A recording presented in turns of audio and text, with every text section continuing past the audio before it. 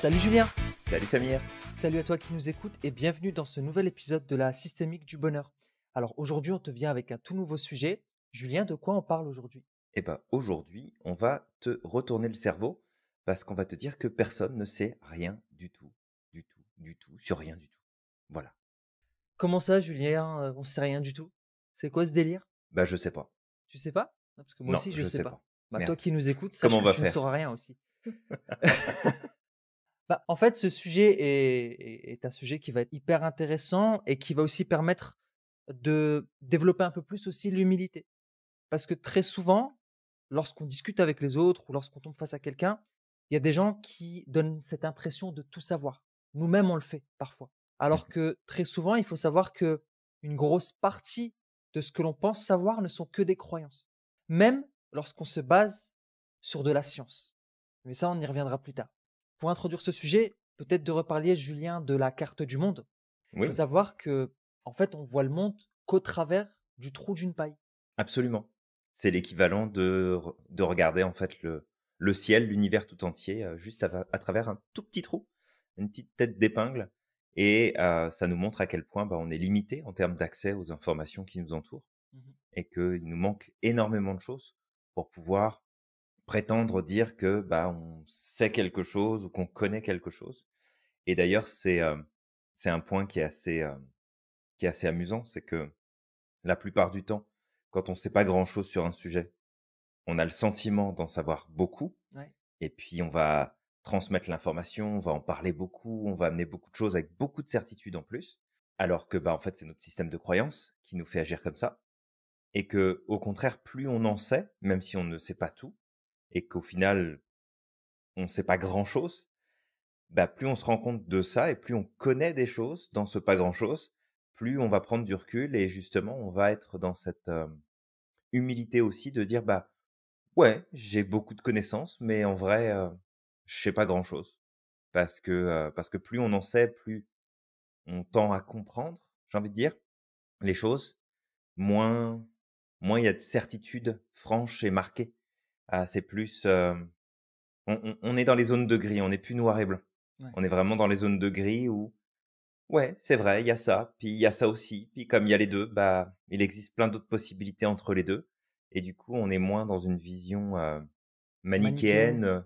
voire même la vision qui est adoptée par la science depuis le XVIIe siècle sur l'approche aristotélicienne, Mhm. où 1 plus 1 égale 2, et puis c'est tout. Là, il y a pas d'entre-deux, ça peut pas faire 3, ça peut pas faire 1,5.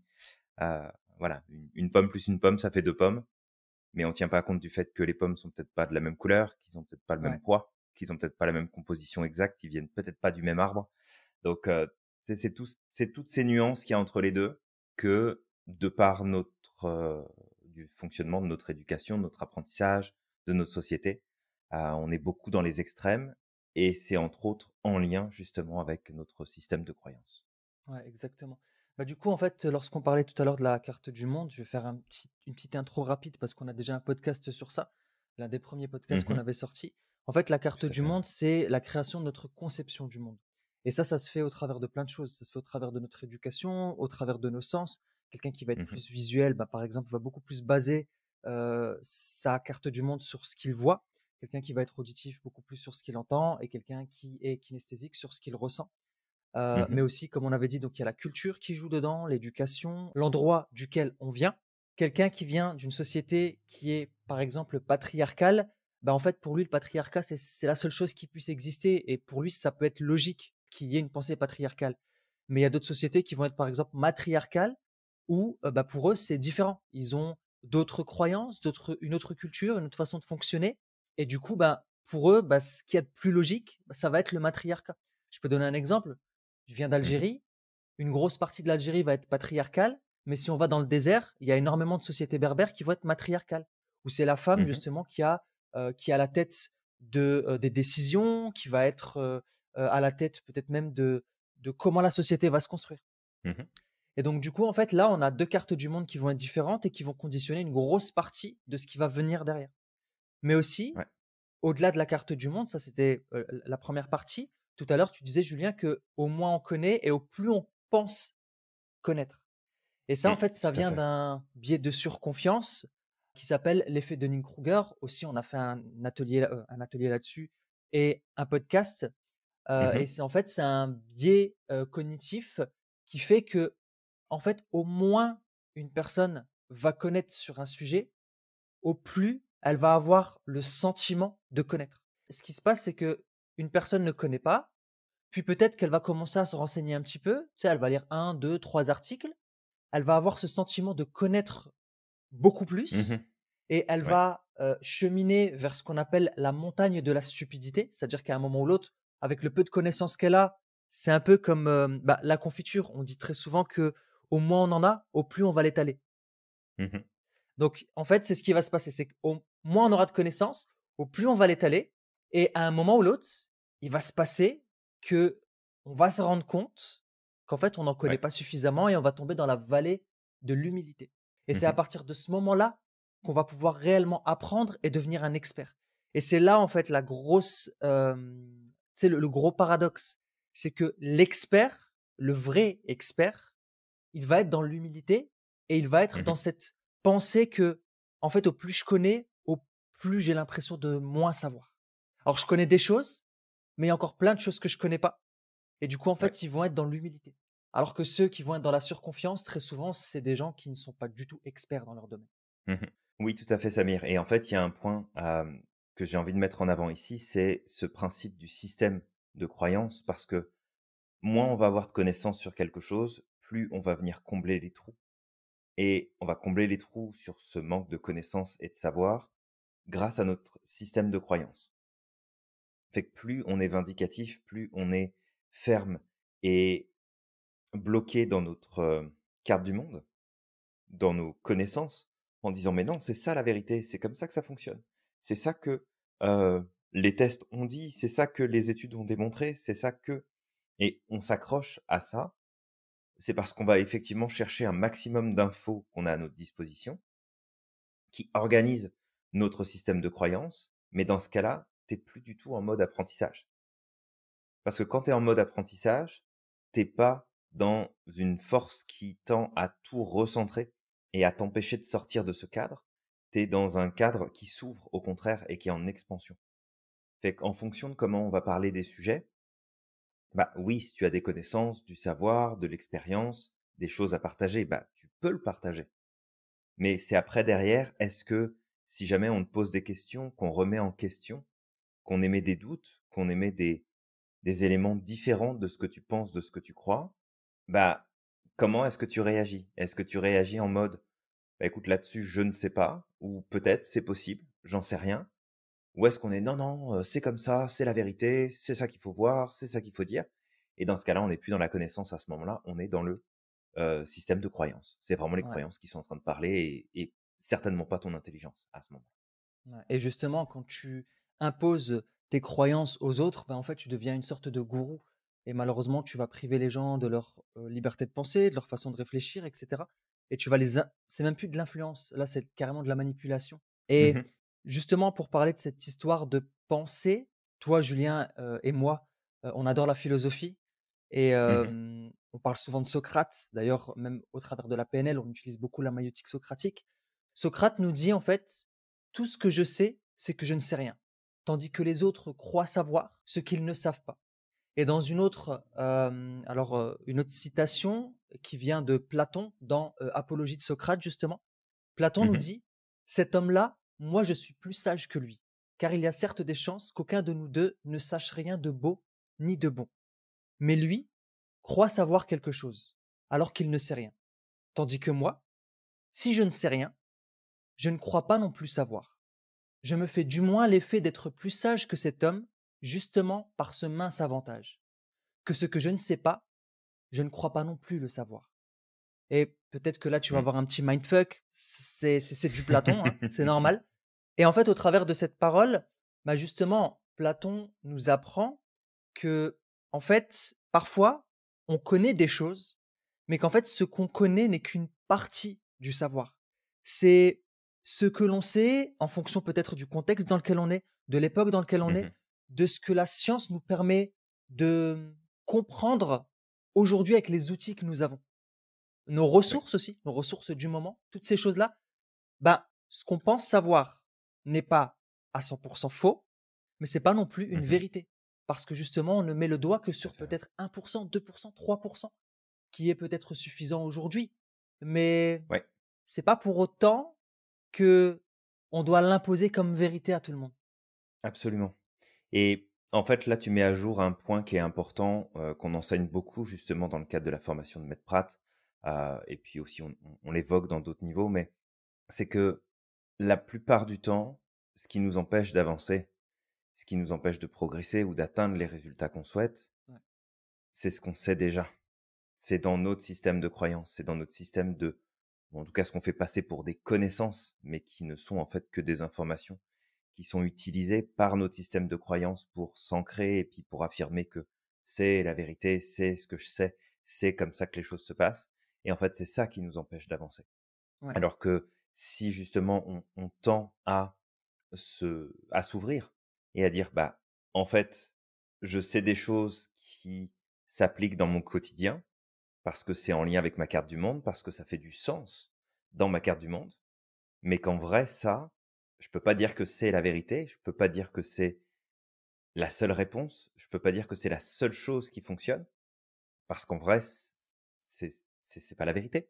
ouais, C'est pas, tu sais, il manque énormément d'informations, mais si je pars du principe que, bah, je sais, je sais, je sais, je sais, et ben, en fait, non, tu sais rien du tout. mmh, Et que si toi, tu te surprends de temps en temps, parce que c'est pour tout le monde pareil, hein, pour nous aussi, mais quand on se surprend de temps en temps à dire: «Ouais, je sais», de peut-être s'arrêter un instant et de dire: «Mais je sais quoi, en fait, quand je dis ça?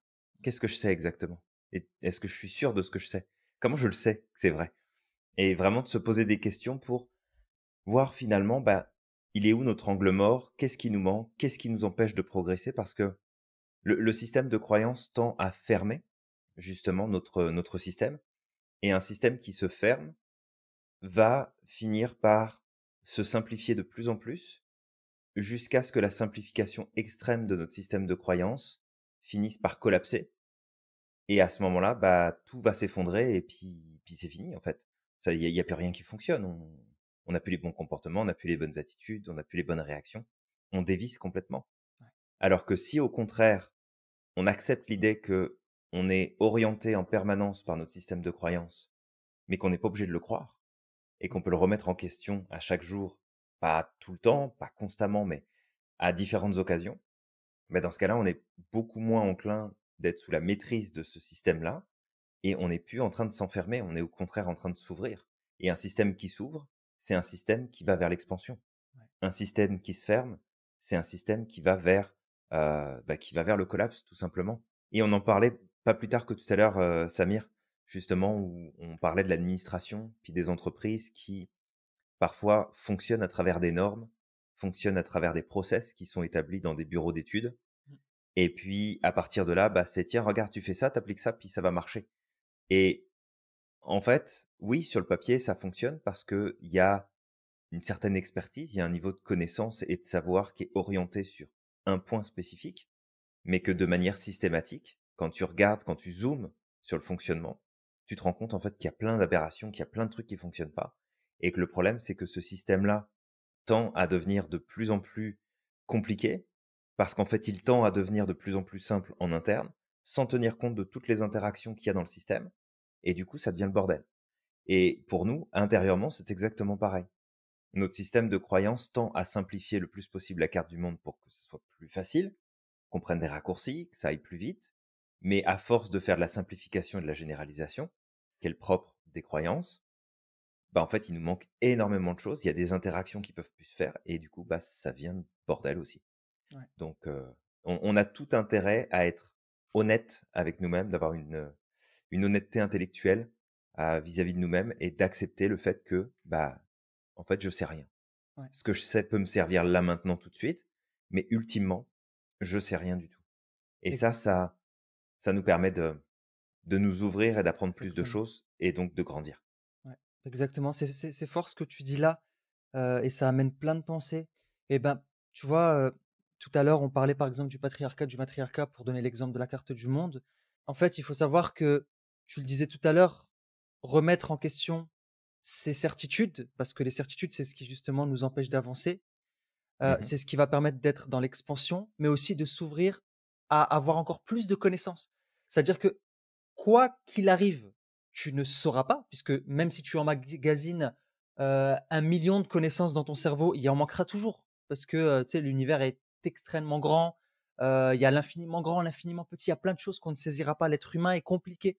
Parfois, on pense Mmh. connaître l'humain, on le classe dans des cases, mais c'est ce qu'il ne faut pas faire. D'ailleurs, nous-mêmes en PNL, on a effectivement certaines grilles de lecture au travers des métaprogrammes, au travers de tout ça, mais c'est des choses Tout aussi à qu'on fait, ouais. remet en question. On reste pas figé sur ces grilles de lecture. On remet constamment en question les métaprogrammes qu'on a trouvés chez le client. On remet constamment en question justement certaines choses qu'on a pu voir chez eux. Mmh. Pourquoi? Parce que Tout à l'individu fait. est très complexe. Alors ça nous permet peut-être de saisir 5 à 10 de l'individu qu'on a devant nous et on peut l'aider à avancer avec ces 5 et 10 mais ça reste pas Mmh. la vérité ultime. C'est quelque chose qui fonctionne, mais malgré tout, on reste conscient que, c'est pas la vérité ultime et qu'il y a ce travail à qu'on doit avoir constamment de se remettre en question et de ne pas prendre cette science comme quelque chose de, comme une révélation ou comme quelque chose qui est, gravé dans le marbre et tu sais, qui est une règle de l'univers à Tout à fait, ouais. 100 tu figé. Même Ouais. l'univers de toute manière n'est pas figé. L'univers continue de s'étendre, Ouais, il est en il y a en constante expansion. c'est ça. Il y a encore des planètes qui se créent. Il y a énormément de choses dans l'univers. L'univers évolue. Mmh. Et donc, pour revenir justement à ce qu'on disait, ce qu'il faut savoir, c'est que, tu sais, j'ai déjà eu des discussions avec certaines personnes qui disaient: «Moi, je suis extrêmement cartésien, tu sais, je suis très factuel, et pragmatique», tu sais? Mmh. Et ça me faisait intérieurement rire, tous ces qualificatifs qu'on peut s'attribuer. Parce qu'en fait, Mmh. ces personnes-là, ils avaient cette croyance, et c'est une croyance, hein, que Mmh. eux, parce qu'ils sont cartésiens, parce qu'ils sont très factuels, parce qu'ils sont très pragmatiques, alors eux avaient beaucoup plus la vérité que d'autres personnes. Et même, j'avais cette fameuse discussion une fois avec quelqu'un qui me disait: «Moi, je ne crois qu'en la science et la science est, heu, je veux dire, la science ne se trompe pas». Alors que c'est totalement faux. Mmh. Il faut savoir que même la science est une croyance. Alors, je mesure mes mots, d'accord? Parce que je vais l'expliquer Mmh. là maintenant. La science, c'est quelque chose qui est extraordinaire et il y a une rigueur scientifique, il y a des méthodes scientifiques pour pouvoir vérifier justement les découvertes. Mais malgré tout, il faut savoir qu'au plus on avance dans le temps, au plus les outils évoluent, au plus la Mmh. connaissance augmente, au plus on découvre de nouvelles choses et ça remet en question également les connaissances scientifiques. C'est-à-dire que même la science, elle évolue. Et les croyances ou les découvertes qu'on a aujourd'hui ne seront Mmh. certainement plus les mêmes que ceux qu'on va faire dans peut-être un siècle, 2 siècles, 10 siècles. Peut-être que dans 10 siècles, les scientifiques vont se foutre complètement de notre gueule en disant: «Punaise, à cette époque-là, ils croyaient en cette chose-là».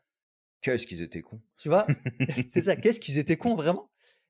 Comme aujourd'hui, la médecine, d'aujourd'hui, se Mmh. moque parfois de la médecine classique. Alors que la médecine classique, avec le peu de connaissances qu'ils avaient, je parle de la médecine classique, la médecine antique, Ouais, alors qu'avec le peu de connaissances qu'ils avaient, ça a permis déjà de donner une compréhension et ça a permis à la médecine actuelle de se développer. tout à fait.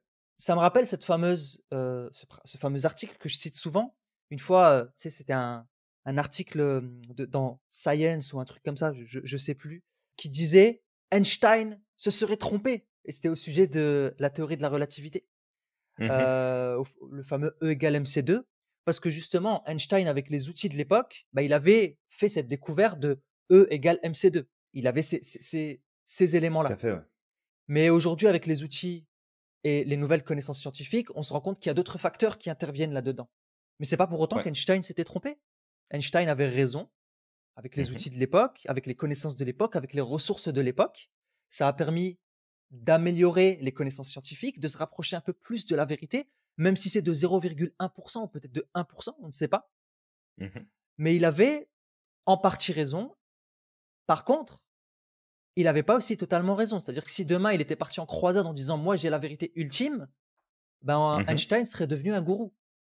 Mais Einstein l'a pas fait parce que justement, c'est un expert et il est dans cette vallée de l'humilité, dans la courbe de Dunning-Kruger. Tout à fait, ouais. Et ça, moi, c'est quelque chose que je trouve assez drôle, justement, quand je suis face à des personnes qui me disent: «Moi, je crois en la science, donc moi, je suis meilleur que les autres», alors que c'est totalement faux. En fait, cette croyance que tu as en la science est une croyance comme une autre, dans le sens Oui, où c'est une religion comme une autre. c'est une religion comme une autre, et je vais Mmh aller mh. même plus loin, parce que si tu crois en la science et que tu n'as pas les outils pour vérifier ce que la science est en train aujourd'hui de mettre en avant, tu as pas les outils pour vérifier. Donc c'est pas un savoir, c'est une Non, c'est de la croyance. foi. C'est de la Voilà, foi, ouais. c'est de la foi. Mmh. Ouais, complètement. Et tu vois, tu évoquais Einstein et ce qu'il faut savoir, c'est qu'Einstein le disait lui-même, Mmh, qu'il y avait aucune théorie qui était juste. ouais, Il y a seulement des théories qui sont valables à un moment donné et qui vont finir par être remises en question par d'autres théories c'est et ça. d'autres informations qui vont arriver. Donc, tu sais, tu disais que tu rigolais beaucoup, que ça te faisait sourire les gens qui disent: «Oh, moi, je suis pragmatique, moi, je suis scientifique, Mmh, moi, je suis ceci, je suis cela». Et moi aussi, ça me fait sourire parce que, bien sûr que je m'en remets à la science, bien sûr que je pareil. m'intéresse à, tu Pareil. sais, les découvertes, ce qui est mis à jour, ce que ça va, hem, mettre en avant, ce qu'on comprend plus. Tu sais, j'adore regarder des choses qui concernent l'espace, j'adore regarder des Ouais, choses qui concernent le quantique, j'adore regarder, les sciences du cerveau, de la neurobio, et cetera. J'adore regarder tout ça et puis je suis régulièrement justement les recherches, qu'est-ce qui est fait, qu'est-ce qui ressort, les études. Mais je garde toujours en arrière-plan le fait que ce qui est mis en avant, c'est un consensus. C'est quelque chose que un groupe d'individus va estimer être comme valide parce que ça répond à un certain nombre de normes et de règles et on a besoin de ça pour pouvoir faire des choix, c'est normal. ouais, Mais que ce consensus est aussi le résultat de on met de côté volontairement des occurrences et des aberrations qui ne sont pas suffisamment présentes au niveau des statistiques, au niveau des résultats, pour en faire quelque chose de suffisamment valable, valide, alors que peut-être dans quelques années, dans quelques dizaines d'années, centaines d'années, on va se rendre compte que cette occurrence qui s'est produite une fois sur peut-être les 100 tests, bah, c'était peut-être ça finalement qui était à l'origine de tous les résultats qu'on a eus. Mais on n'a pas réussi à le mesurer 100 fois, on l'a trouvé qu'une seule fois ouais, dans l'étude. Donc c'est aussi de garder ça en tête que de toute façon, si à un moment donné, toi qui nous écoutes, tu es dans tes certitudes, c'est que t'es pas dans des certitudes, c'est que tu es dans tes croyances. Et que tes croyances, bah, des fois, ça vaut le coup de les garder comme elles sont parce que ça te permet toi d'avancer et d'atteindre les résultats que tu veux toi. Mais des fois, ces mêmes certitudes, c'est elles qui t'empêchent d'avancer. Parce que ce sont des croyances qui te limitent sur qu'est-ce qui est vrai, qu'est-ce qui est pas vrai, qu'est-ce qui fonctionne de qu'est-ce qui fonctionne pas, qu'est-ce qui compte de ce qui compte pas. Et on est tous logés à la même enseigne et qu'on devrait, je pense, prendre cette voie de l'humilité autant que possible. Des grands chercheurs, des grands scientifiques de ce monde, des grands penseurs qui ont toutes et tous un point commun, c'est cette ouverture sur la notion de spiritualité et cette humilité de dire: «Ouais, mais en fait, bon, voilà, je fais ça, mais en vrai, j'en sais rien. ouais, Je sais pas. mmh, Je peux exact. pas je peux pas vous répondre avec certitude, je peux pas vous dire à 100 que c'est ça». Sauf qu'on fonctionne par simplification, omission, suppression, généralisation, et cetera. Mais on fonctionne avec un mode de simplification de la carte du monde, parce que c'est plus facile d'avancer comme ça, Ouais, mais que on va avoir tendance à suivre le 80, 90, 95, 99 comme étant c'est la vérité et que bien souvent, c'est le 1 ou le 0,0001 là qui fait que, bah, c'est ça en fait qui est la vérité. ouais, C'est ça qui est juste, c'est ça qui est vrai, mais c'est comme ça qu'on fonctionne donc il faut l'accepter. ouais, faut l'accepter. Après, il faut juste prendre conscience qu'on est comme ça et que du coup, bah, apprendre à remettre en question. C'est normal, on va encore tomber dans ces biais-là et c'est tout à fait normal, en fait, voilà, de tomber dans ces biais. Mmh. Hem et justement, il y a une leçon d'humilité qui nous est donnée parce que tu parlais de physique quantique. Moi aussi, je suis très passionné par la science. J'adore me renseigner sur la science, et ça depuis gamin, vraiment. Et Mmh. il y a Richard Feynman qui est l'un quand même des experts, dans le domaine de la physique quantique, parce que c'est ce que tu Mmh. parlais tout à l'heure. qui a dit Ouais. une fois une phrase hyper forte, c'était: «Personne ne comprend vraiment la physique quantique». Alors c'est l'expert, tu sais, c'est l'un des experts Mmh. dans ce domaine-là qui balance devant tout le monde: «Bah, personne ne comprend vraiment la physique quantique» et ça, c'est une Tout à fait, leçon ouais. d'humilité et sache qu'au plus tu vas faire preuve d'humilité, au plus tu vas apprendre. Encore une Ouais. fois, tu ne sauras jamais parce qu'on n'est pas des dieux. Pour imager un peu mes propos de tout à l'heure, justement, quand je disais que la science est une croyance, j'ai eu ces idées-là qui ont popé. C'est Mmh. que, en fait, il faut savoir que si toi, tu n'as pas la possibilité de vérifier quelque chose, alors même le scientifique en lui-même, hein, même s'il a la rigueur scientifique, le protocole pour pouvoir vérifier, ben, il y a plein de biais qui peuvent rentrer en jeu dans son choix. Il y a plein d'études scientifiques, tu sais, qui pendant un certain moment, on tu sais, on a dit que c'était, waouh, c'était extraordinaire, que c'était vrai et cetera et on s'est rendu compte, en Mmh. fait, au fur et à mesure du temps, qu'ils ont été manipulés, ces Mmh. résultats. Parce que la personne avait des convictions et du coup, en fait, elle a juste tu sais, le cerveau, il est là pour créer de la cohérence. Donc en fait, au travers de ses recherches, sa conviction a quelque Mmh. part, orienté sa recherche. Et du coup, en fait, c'est un peu comme si inconsciemment, il a été vers ce qu'il croyait, parce qu'il voulait justement justifier ça. Mmh. Et n'oublie pas aussi que le scientifique, ça reste un être humain et que, bah, quelque part, il y a plein de choses qui peuvent rentrer dedans. Il y a l'ego, il y a la notoriété, il y a, l'influence et cetera. Peut-être s'il est en recherche justement de notoriété, ou, d'une certaine légitimité, bah, ça peut aussi Mmh. influencer ses recherches et toi, tu vas peut-être, en tant que personne, dire: «Je crois en la science, je fais confiance à ce scientifique, ce Ouais. qu'il dit est vrai parce que c'est la science», alors qu'en réalité, tu ne te bases que sur sa croyance. Tu as pas la possibilité de Mmh. vérifier et ça, je vais donner un exemple, Tout à fait. heu Mmh. et l'exemple que je vais donner, c'est par exemple la théorie des multivers. Je me rappelle, il y a des personnes qui me disaient, «Je crois en la science, moi je crois en la théorie des multivers» et qui pensaient que c'était Mmh. la vérité. Mais la théorie des multivers ne peut pas être vérifiée. Ça reste une théorie aujourd'hui. Tout à fait. Il y a aucun moyen de vérifier si les multivers existent. Mais c'est une théorie qui peut expliquer en quelque sorte, ben, l'univers, le Big Bang et cetera. Elle peut Mmh. l'expliquer et vu que c'est ce qu'il y a peut-être de plus simple ou de plus logique pour certaines personnes, bah, ils vont justement parler de des multivers. Il y a Mmh. d'autres exemples, si on peut parler de la cosmogonie, il faut savoir que, en fait, de tout temps, on a eu différentes images ou conceptions de l'univers. À un certain temps, on pensait que la Terre était plate et que, en fait, Mmh. le Soleil tournait autour de la Terre, pareil pour la Lune, et que la Terre était au centre de l'univers. Dans d'autres cultures, on pensait par exemple que, la Terre était un disque qui reposait sur 4 éléphants.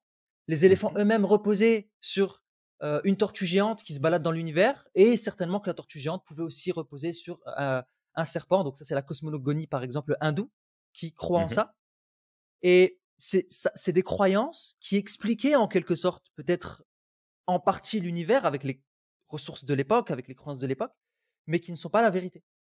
Et au fur et à mesure du temps, on a évolué vers aujourd'hui le Big Bang. Et avant même le Big Bang, il y avait cette croyance que l'univers était statique. Justement, lorsque certaines personnes parlaient du Big Bang, on les prenait pour des fous. On disait non, mais en fait, vous êtes complètement fous.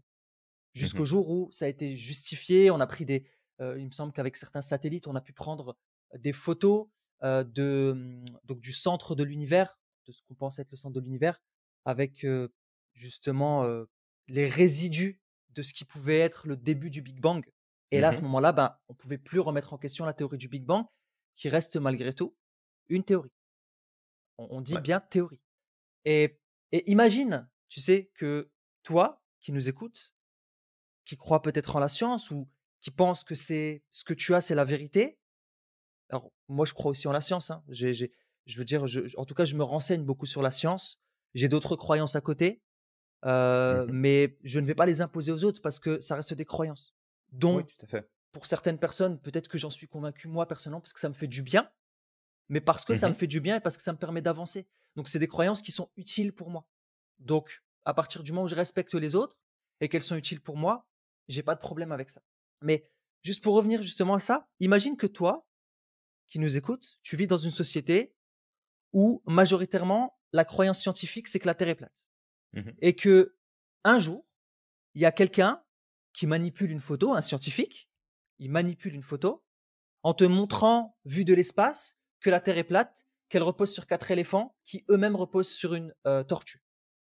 Cette photo, elle est hyper bien truquée, hein, d'accord? Et toi, tu sais que dans ta société, c'était la croyance réelle. Et là, on te présente cette image comme une preuve ultime.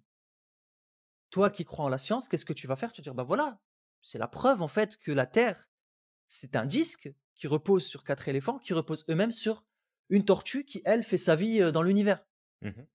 Vu que tu n'as pas la capacité de vérifier, ça restera une croyance. Et aujourd'hui, ben, c'est aussi un peu ce qui est utilisé par les platistes. Une fois, tu sais, moi j'aime me renseigner sur tout et j'aime développer aussi mon esprit critique. Et je me Mmh. rappelle une fois, j'étais tombé sur un reportage de platiste qui m'a fait mal à la tête. Vraiment, il m'a fait mal à la tête. Et en fait, tu avais des platistes qui t'expliquaient par A plus B, selon l'expertise de certains pilotes d'avion aussi, que la Mmh. Terre était plate, que de toute manière, si la Terre se baladait dans l'univers et qu'elle tournait, ben, en fait, l'avion ne pourrait pas avancer. Enfin, tu sais, plein de trucs, mais pas du tout logique, hein, d'accord. Et du coup, et qui prenait en plus, qui disait, ben, en fait, c'est un pilote d'avion. Lui, il vole tout le temps. Il sait ce que c'est réellement. Mmh. Et après, plus loin, cette personne justement qui parle du platisme et qui milite pour ça, a fait une expérience. Donc aujourd'hui, en fait, on a tous la capacité d'envoyer un smartphone à la bordure de l'espace. C'est-à-dire que on peut Mmh. tous faire cette expérience-là. Tu prends des téléphones portables, tu les connectes en Wi-Fi, enfin en Wi-Fi en 3G, mais et en fait, tu mets des ballons d'hélium dans une Mmh. box, tu sais, qui est Ouais. suffisamment hermétique. Et en fait, si tu veux, toi, tu peux envoyer un smartphone à la limite de l'espace. Et en fait, ils ont fait ça. Ils ont fait cette expérience-là d'envoyer justement des smartphones à la limite de l'espace pour pouvoir justement observer la Terre d'en haut. Et en fait, ils Ouais. t'expliquaient que, bah, regardez, c'est la preuve que la Terre n'est pas ronde parce que quand on observe l'image que j'ai récoltée, pourtant j'ai envoyé mon téléphone dans l'espace, hein. Bon, c'est pas Mmh. vraiment l'espace, hein, c'est à la limite. Mais Ouais. regardez, en fait, la courbure de la Terre, elle n'est pas aussi significative que ça. Donc c'est que la Terre, c'est un disque, elle n'est pas ronde. Et il Mmh. t'explique avec des images en disant: «Regardez, c'est la preuve, j'ai une image, vous pouvez pas remettre en question ça». Donc moi, j'ai raison, mais les astronautes qui sont sortis de la planète, eux, en fait, sont en train de vous mentir, Mmh. tu vois? Donc c'est encore une fois, c'est de la manipulation, mais c'est pour montrer que tous ceux qui croient en cette théorie-là ont des pseudo-preuves qui Mmh. peuvent paraître réelles, mais vu qu'ils n'ont pas la capacité de vérifier eux-mêmes, donc en fait, ça reste encore une fois des croyances. Et ce que je veux dire par là, c'est que, en fait, toi qui nous écoutes, qui crois peut-être que la Terre est ronde, je pourrais poser la même question. Alors, je crois que la Terre est ronde, hein, d'accord? Je suis pas un platiste, mais qui croit que la Terre est ronde, aujourd'hui, toi, tu n'es peut-être pas sorti de la planète Terre. Il y a des gens qui l'ont Mmh. fait à ta place. Il y a des Ouais, tout à satellites, fait. et cetera, qui sont là, qui prennent des photos. Et tu te bases sur ce que la science a démontré, sur les clichés qui ont été pris par ces astronautes, sur les clichés qui ont été pris par ces satellites. Et Ouais. du coup, tu ne peux pas dire que tu sais que la Terre est ronde parce que tu n'as pas ces capacités de vérifier. Mmh. Donc, c'est une croyance que tu as que la Terre est ronde qui se base sur les recherches scientifiques du moment. Mais si tu vivais dans une... Et je vais embrayer après, Julien, je te redonne justement la parole pour montrer à quel point justement parfois nos croyances peuvent être biaisées. Il n'y a pas très longtemps, j'étais en train de regarder un truc justement sur l'Inde, parce que l'Inde est en train de virer vers la dictature. Et il y a eu un véritable cataclysme en Inde avec le Covid. Vraiment, il y Mmh. a eu des milliers et des milliers et des milliers de morts par jour. Et en fait, ce qui s'était passé, c'est que tu as certains docteurs scientifiques, qui sont hindous et qui croient que la vache est une divinité. Alors c'est très bien, Mmh. ça c'est OK, c'est leur croyance, d'accord? On respecte ça, mais qui ont basé la science sur leurs croyances. Et en fait, ce qui s'est passé, c'est que ces scientifiques qui sont hindous ont commencé à parler des vertus de tout ce qui sort de la vache. C'est-à-dire que pour eux, vu que la vache est sacrée et la vache est une divinité, ben, boire de l'urine de vache, ça soigne toutes les maladies. Mmh. Ils ont même fait des pilules à base d'excréments de vache séchés qu'ils vendent. Mmh. Et les gens le prennent en pensant que justement ça peut guérir du Covid, du sida, du cancer. Et en fait, ces docteurs et ces scientifiques en Inde disent que c'est scientifiquement prouvé que l'urine Mmh. de vache filtrée, que les excréments de vache, ou que même prendre un bain d'excréments de vache peut soigner toutes les maladies qui existent sur Terre. Et ils se basent, en fait, ils se cachent derrière la science en disant c'est scientifiquement prouvé. Mmh. Et là, bah, ceux qui croient en la science, peut-être en Inde, ben, ils vont croire en ces choses-là sans preuve, sous base de confiance en les autorités scientifiques. Mmh. C'est un effet de halo, en fait. Mmh. C'est un biais Ouais, ça fait cognitif, partie des biais, ouais. ouais, qui fait que, ben, parce qu'on a confiance en une certaine autorité, ben, on va estimer que cette autorité a totalement raison. Mmh. Et donc, en fait, imagine que toi, aujourd'hui, qui dis je crois en la science, tu serais né en Inde et que tu aurais été quelqu'un de scientifique en disant moi je crois en la science. Ben, en fait, tes croyances scientifiques, elles seraient pas réelles, elles seraient fausses, elles seraient basées sur des croyances, encore une fois. Donc, je sais pas si j'ai Ouais, été tout à fait. suffisamment clair, hein, mais c'est une manière pour moi d'imager au travers de choses qui existent Mmh. et qui fait que ça va être important de bah, en fait, il va être important pour toi d'arrêter de prendre des antiseptiques et réellement de devenir sceptique.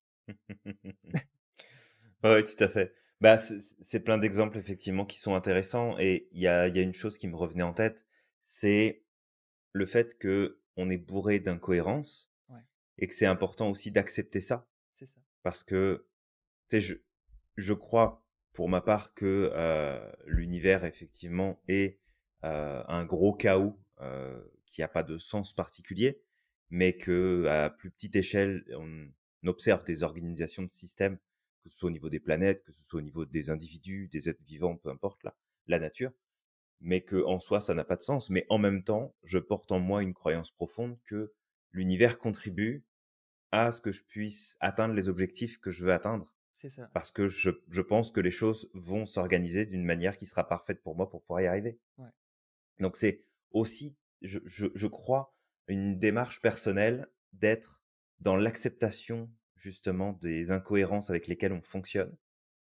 Parce que je crois que plus on est en accord avec ces incohérences-là, moins du coup on va être soumis à cet effet de vouloir s'accrocher à des certitudes profondes sur des choses qui ne sont pas sûres du tout, sous prétexte que il y a une autorité, et ça on en a parlé dans le précédent podcast, qu'il y a une autorité qui a décidé que, bah si, ce serait ça. Il faudrait voir les choses comme ça. Et Ouais. qu'en fait, bah non, on sait rien du tout. La seule chose que je sais moi, c'est que ce que j'applique dans mon quotidien, ce que je respecte comme règle personnelle, les croyances que j'entretiens au quotidien, c'est des choses qui m'aident à avancer, c'est des choses qui me permettent d'avoir des résultats. Est-ce que c'est la vérité? J'en sais rien. Mmh. Est-ce que c'est ça qui me permet de réussir? J'en sais rien. Je sais que ça fait partie de l'équation. Dans quelle mesure ça pèse dans la balance? Je sais pas, ça se trouve, ce que j'estime être, moi, à mes yeux, la récurrence qui fait qu'il y a quelque chose qui fonctionne pour moi, c'est peut-être justement l'occurrence ou l'aberration dans les statistiques que une autre personne prendrait et mettrait complètement de côté parce qu'elle verrait quelque chose de différent.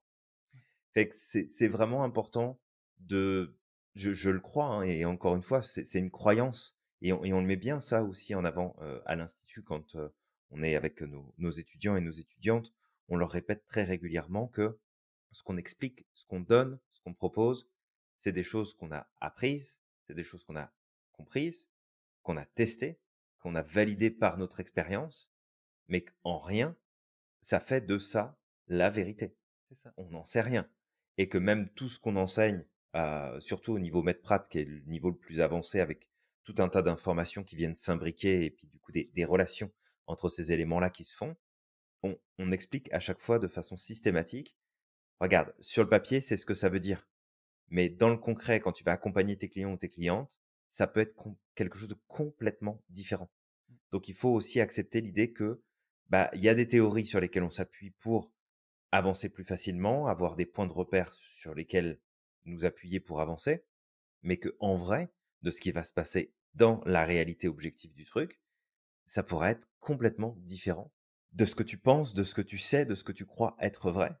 Donc si toi qui nous écoutes, t'acceptes aujourd'hui le fait que tu fonctionnes sur des certitudes qui sont elles-mêmes basées sur des croyances et que rien n'est sûr à 100%, bah, ça va pas rendre ta vie plus compliquée. Au contraire, ça va te permettre de naviguer plus facilement entre le blanc et le noir et d'arrêter d'être dans des extrêmes de pensée ou de positionnement et ainsi réussir à t'ajuster plus facilement parce que un système qui est fermé, c'est un système qui est voué à l'entropie et à finir par imploser.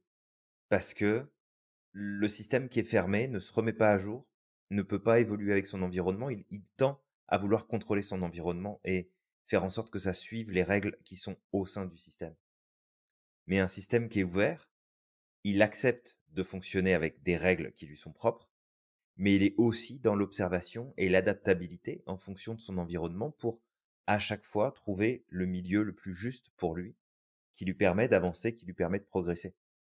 Et que si on devait se baser sur nos certitudes, on serait probablement pas là où on en est aujourd'hui, parce que on serait, si on tient pour vrai que l'évolution de l'homme, bah, on vient du singe par exemple, Mmh. bah, on serait encore des singes aujourd'hui. Parce que dans ce cas-là, on serait appuyé sur ce qu'on savait de sûr à cette époque-là, et on n'aurait pas cherché quelque chose de nouveau. Ouais. On n'aurait pas changé quelque chose. Donc on n'aurait pas évolué. Mmh. On serait au même stade que les chimpanzés ou que les gorilles ou ce que tu veux. Fait qu'à un moment donné, c'est aussi de se rendre compte que notre système interne et notre système de société et les entreprises, tous les systèmes qui tendent à se fermer sont des systèmes qui sont voués à disparaître, Ouais, à totalement. juste imploser, à finir en désordre et puis, du coup, à plus tenir du tout la route. Ouais. L'eau qui stagne, ça attire, toutes sortes d'impuretés et Absolument. Garb, par exemple, ce que tu disais là, sur, et tu l'as bien dit, croyance, quand tu disais que tu croyais, que l'univers était un chaos justement, mais qui permettait, aujourd'hui qui te permettait d'évoluer, d'avancer. Bah, Mmh. on pourrait aussi se poser la même question, par exemple, justement parce qu'on est des sceptiques et se dire: «Mais en fait, qu'est-ce que le chaos? Est-ce que le chaos à notre échelle est le même que le chaos à l'échelle de l'univers?» Peut-être qu'à l'échelle de Mmh. l'univers, ce chaos, c'est pas du chaos, c'est de l'ordre et c'est aussi de voir qu'en fonction de notre point de vue, de l'endroit où on se situe, aussi de l'espèce, que nous sommes, bah, on peut Mmh. percevoir les choses différemment. Je vais donner l'exemple, une mouche voit pas la vie de la même manière que nous. Un chien ne voit pas la vie de la même manière que nous. Il a, on dit souvent que le chien voit la vie en noir et blanc, mais derrière, il a plein de sens qui sont tellement hyper développés qu'il peut percevoir des choses que nous, en tant qu'êtres humains, nous ne percevons pas. Pareil pour les chats, pareil pour les dauphins, pareil pour je veux dire, Mmh. pareil pour les arbres. Les arbres aussi sont des organismes vivants et nous, de notre point de vue, en tant qu'être humain, on a l'impression qu'un arbre est inanimé et pourtant, si, la dernière fois, je me rappelle de ce documentaire et ce livre qui est extraordinaire, qui s'appelle «La vie secrète des arbres», ça Mmh. nous montre Tout qu'en à fait, ouais. fait, les arbres sont organisés, mais d'une manière mais extraordinaire. Ils ont une Ouais, ils véritable communiquent et tout, hein. société, ils Tout à communiquent, fait. ils s'entraident, ils se soutiennent. C'est un truc de malade. Ça Ouais. s De notre point de vue, effectivement, on a l'impression que ça bouge pas, mais aussi, pour un arbre, le temps ne s'écoule pas de la même manière que nous. Je veux dire, Mmh. l'évolution de l'arbre, elle se fait sur des, centaines d'années, peut-être même sur, bah, voilà, ça se fait sur une très, très grande période. Donc Mmh. pareil, je vais retourner aux animaux, le temps ne s'écoule pas de la même manière que nous. Je dirais 20 ans pour un animal ou pour un chien, par exemple, c'est pas la même chose que 20 ans pour nous. Donc c'est Non, vraiment c'est de clair. prendre cette considération que en fait, on ne perçoit le monde qu'au travers de, de nos filtres et nos filtres sont très limités et du coup, ça va être très, très important pour toi de développer ton esprit critique, de remettre en question tes certitudes et d'apprendre à sortir de la vision manichéenne blanc-noir, mais d'aller chercher dans Tout à les fait. zones de gris. Développe ton humilité, tu verras, ça va t'aider énormément dans cette vie et ça va t'éviter énormément de soucis. Mmh. Clairement. Bah, écoute, avec tout ça, je pense qu'on a fait pas mal le tour de l'info. Ouais, Après, on pourrait continuer de donner plein d'exemples et puis c'est de ça. proposer plein de choses. Mais toi qui nous écoutes, on t'invite vraiment à te poser un peu plus de questions et surtout concernant tes propres certitudes, concernant les choses que tu penses savoir pour sûr que tu as Mmh. acquises, de te dire: «OK, c'est ma vérité là tout de suite, mais il est possible que je me trompe. Il est possible qu'il y ait une autre vérité. Hein, on va faire appel à notre agent Scully et l'agent Mulder. Euh, la vérité est ailleurs. C'est ça.